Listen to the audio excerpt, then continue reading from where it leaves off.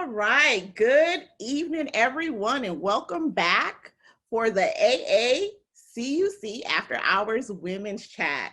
My name is Galene Janvier, and I am the Micro Enterprise Development Specialist at Suncoast Credit Union, an AACUC member, as well as a Commitment to Change 2020 Women's Chat lead. We have a great speaker today where we'll have a fireside chat, do some Q&A, and of course, provide you with some next steps and resources that can help you. But before we get started, let's go ahead and thank our sponsor, especially our host sponsor, AACUC, because without them, this would not be happening. Our title sponsor, PSCU, as well as our program sponsor for today, Visa. All right, who knows this quote? I make money moves. I love it so much. So I wanted to remind you of today's theme, Money Moves, Road to Financial Equality. Don't forget to extend the conversation by going to by using the different hashtags, and of course, use the chat to make any comments or ask any questions.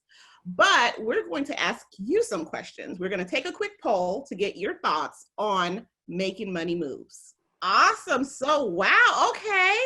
So all of you guys want financial equity and equality. That is great. Sometimes we think we want it and we don't. But thank you so much. Next poll question. Oh, wow. Okay. Very interesting. Financial literacy is not enough. All right, and we have one more question for you. Awesome. Wow. Okay. That is important, right? Thank you, Courtney Berry, for telling us that OSD means Office of Supplier and Diversity, right? All right, perfect. Thank you so much for that. Thank you for your honesty. We are all here because we want to help our members with their money moves. But we also want to help ourselves because we want to definitely bridge that financial gap, that wealth gap that we talked about this morning. So we're going to learn more today from our special guest, Ayanna Parsons. Ayanna is a highly sought out talent and leadership expert with a wealth of experience leading leaders and their respective organizations to sustain and transformational growth. She is a senior partner at Korn Ferrell's consumer practice with nearly 20 years of executive leadership experience as both a practitioner and consultant. Her consultant practices span 3 core areas: consumer markets, board and CEO diversity, and the future of marketing. With a focus on synchronizing strategy and talent, Ayanna helps her clients solve real-world challenges related to their talent acquisition, management, learning, and development. She is also the co-founder and co-chair for the firm's Women's Inclusion Network with an eye towards helping highly accomplished women advance from the executive suite to corporate board seats within publicly traded companies. Ayanna's passion has led her to co-found 2 social impact businesses, one of which is the Fearless Fund, the world's first venture capitalist fund led by women, solely focused on funding businesses founded by women of color. She resides in Atlanta, where she is actively involved in the local community and serves on the board of the Metro Atlanta Chamber of Commerce. In her free time, she enjoys working out, attending sporting events, traveling the world, and spending quality time with her husband, Dr. E.B. Parsons III, and her 2 young daughters. Please help me welcome Miss Ayanna Parsons. I see all those reactions in class. Oh, thank you so much. All right. Thank you, Galene. That was such a warm intro, and I enjoyed traveling pre-COVID. Right, we're all stuck at home now, right? Right. We're safe at home, but that's definitely okay. While you are well experienced, and so what money moves should African Americans make in order to close that wage gap? You've worked with, I mean, so much talent. So, you know, what advice can you give to the women that's listening to us right now? I think on a practical level, there are the things that we can control, and then there are those things that we can't control. And when I think about the systemic nature of inequity and the systemic nature of racism, it touches every impact and facet, or every facet of life. And what I tell those who are clients, mentees, peers, and what I would tell you all as Black women is you've got to, number one, advocate for yourself. There's Lean In and McKinsey have done a report for the last 5 years where they've looked at women in corporate America, and they've looked at pay disparities. And they finally launched a report that specifically looked at Black women. And it should come as no surprise when we look at the wage gaps, significant when we think about white men relative to white women. And then when we layer on top of that women of color, it starts to go down the rung, but then Black women get the shortest end of the stick. And so one of the things that has worked for me quite well throughout my career is doing my research and my homework on what is the standard for the roles that I would like to be in from a pay perspective. I can recall one of the first job offers actually that I got out of business school. I'm a proud graduate of Florida A&M University. I got my MBA from the School of Business and Industry. There you go, a proud Rattler. And I had a job offer with a medical device company that will go unnamed. And I asked around as I started the negotiation process, and I talked to a few individuals who would have been peers of mine. It was a marketing job. And what I found very quickly was that there were white men who had started maybe a month or two sooner than me and had gone to different schools, but there was about a $20,000 annual gap in my offer. And so I took that information and I advocated for myself, and I helped them understand the value that I was going to bring to their organization. I actually later did not join that organization. I accepted a role, rescinded it. That's a whole nother story. But what I would tell you is get smart on your industry, get smart on what the compensation is for white counterparts, your white male counterparts, and advocate for yourself. That's one piece of it. The other piece of it is structural. And there is a lot of work that companies need to do to get their own houses in order. We work with a lot of our clients at Korn Ferry to think about compensation and benefits and look at it from a demographic perspective.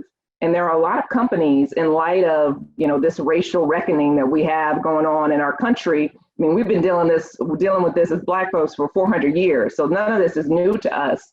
But corporations are starting to take note. And so they are starting to analyze the data and to start to see the disparities from a compensation and a wage perspective. And that's only going to benefit you all and us as Black women. So that's what I would say in terms of what you can do to start to close the wage gap. Wow. So get educated with that labor market information that's going to, really get you prepared. Thank you so much. So what can credit you? You talked about getting your house in orders. Employers can do more to help with the wage gap. How can credit unions or organizations like Fearless Fund help Black business owners, especially women? Yeah, well, it's a great question. And maybe let me just take a step back and share a little bit more context about Fearless Fund.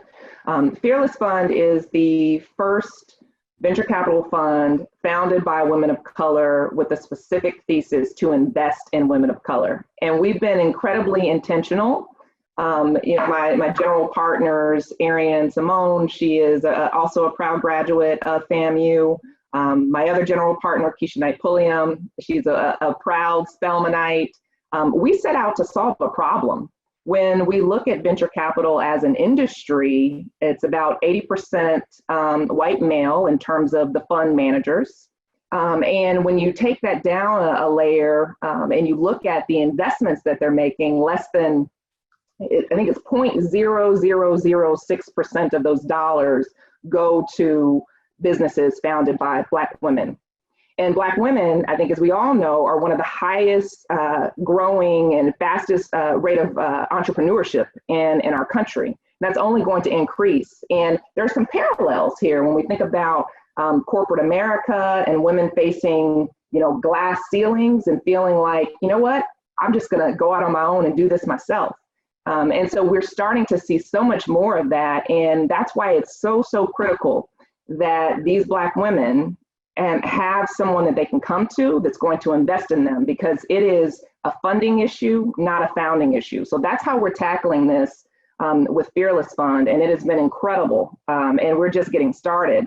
And then what I would say from a credit union perspective is credit unions are cornerstones of the community. I remember being a small child. I grew up in Hot Springs, Arkansas, born and raised, and we would go to the credit union. I remember my father and I would do that, and I just think you've got a unique role to play as advisors with credit unions. Your ability to be able to help startups get on their feet, your ability to provide small business loans, all of that, and connect to the community, connect to the resources. That's how I see this coming together in terms of how credit unions and, of course, how Fearless Fund can help Black businesses.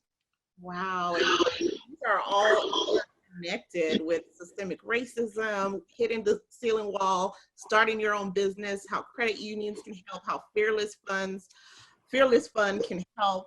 What are two simple strategies that Black women can put into practice today, or maybe tomorrow morning, to move the needle in their financial health? Two words come to mind when I think about, sort of two strategies. The first is to assess. And what I mean by that is you've got to assess your own financial health, and you've got to do it with an eye towards understanding your baseline and where you are. Because if you don't do that, how are you going to know how and where you need to improve?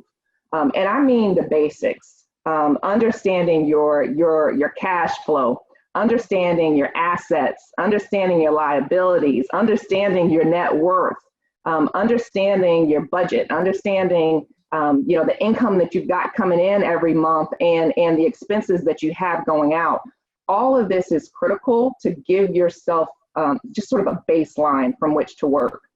And then the other word for me that comes to mind is align.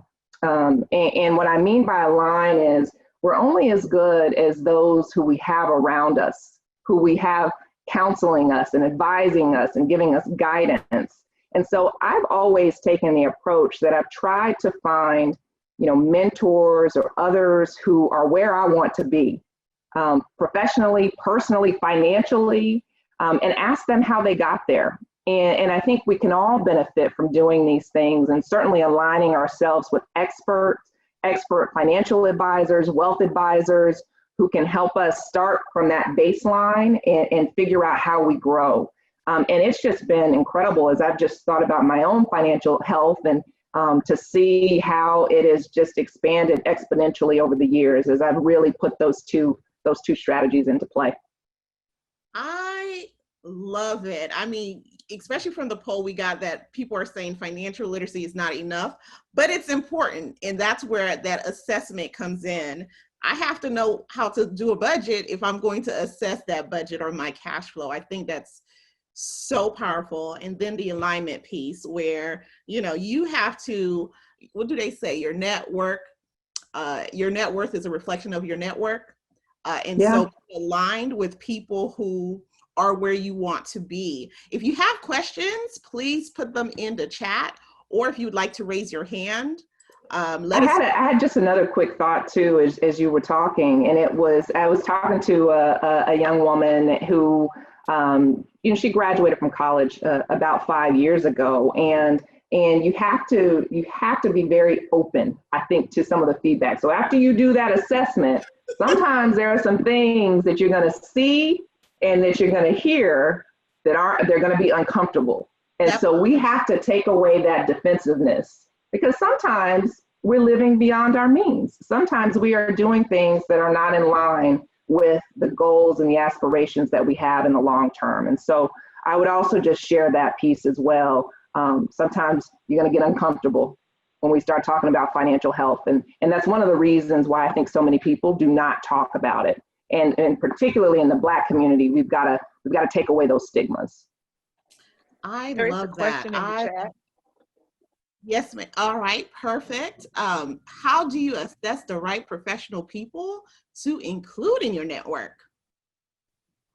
That's a great question. How do you assess the right professional people to include in your network? Well, I think anytime you have a conversation or you're meeting someone, whether you're doing it consciously or unconsciously, you're sort of interviewing them. And so for me, it's not only the discussions that I have with individuals, but I also talk and ask others in my network, what can they tell me about them? Anytime I'm meeting a new professional or executive, I do my homework. I see what I can, find out about them online. I think we live in an environment where there's so much happening via social media, via digital networks. And so you can get a lot of information on people. Again, it doesn't mean that it's going to tell the full story, but those are just some of the things that I think about as I build my professional network. So hopefully that's helpful. I think so. In basically conducting informational interviews to get information, as well as doing your own research online and talking to different people, and of course word of mouth. Referrals. I love it. I have another question. Sheila, did you want to unmute yourself and ask this question? Sure, I will, Ms. Darlene. So have a question on finding the right board to be part of. So you get a lot of volunteer, I do mentoring, I do a lot of volunteer opportunities, but I have a cousin, one of my mentors, and she serves on several boards, and she said it's just been so fulfilling to her. And how do you serve on a board? What's that one that you look forward to help volunteer, or what's that value add for yourself and for that board? Yeah, I think it's a great question. And here's what I would say in terms of criteria as you think about a first board, especially let's say a volunteer board. What I've thought about over the years as I've gone down that path, and I've served on a number of boards, but it's always been, is this in line with kind of my own purpose as an individual? And for me, I know that my purpose in life is to reach my full potential and help those around me do the same. So am I going to be living in purpose and doing this work? That's one question. The second is it in line with an area that I have passion for? And I used to be on the board of an organization called A Better Chance, and it was a local subsidiary in Connecticut called A Better Chance of Westport. And so I've always had a passion for education. I've had a passion for young people. And so that was tied to that.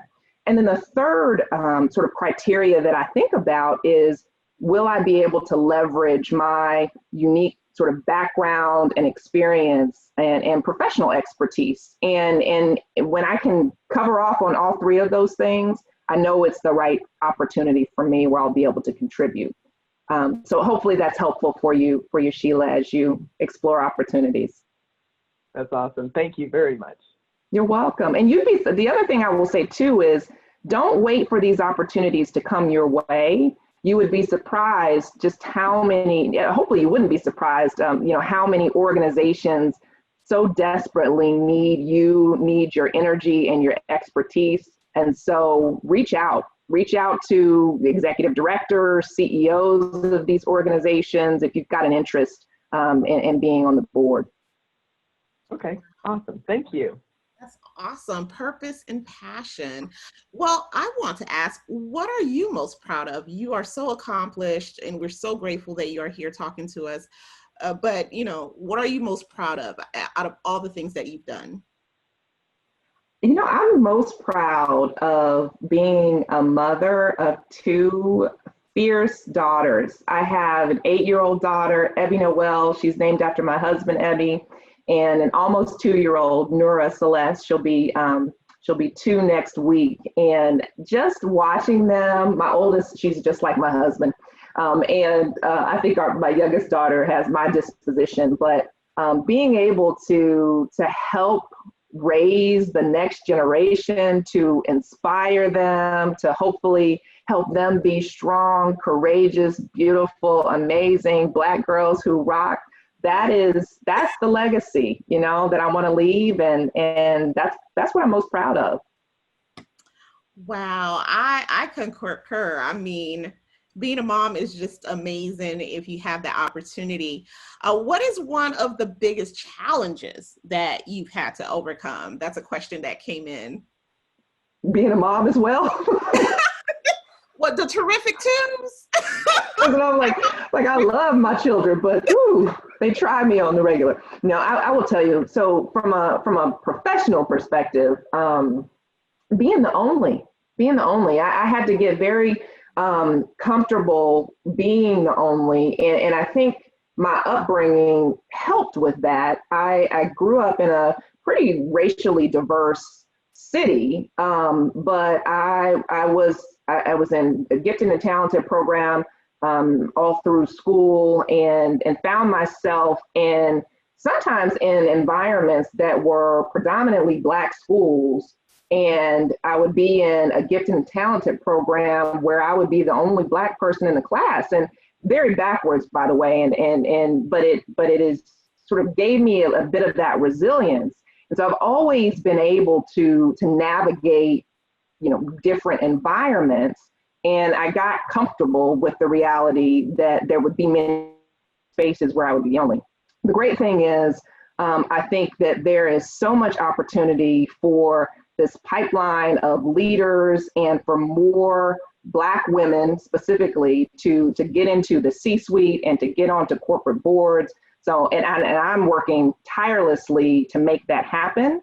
But that's been the hardest. It's hard when you look up and you look around and you don't have the person that you can necessarily relate to, or people are like, your hair, I mean, is it curly? Can I touch all of that? Sometimes you just want your people. And so that's probably been the most challenging, but I think that's also the opportunity for us.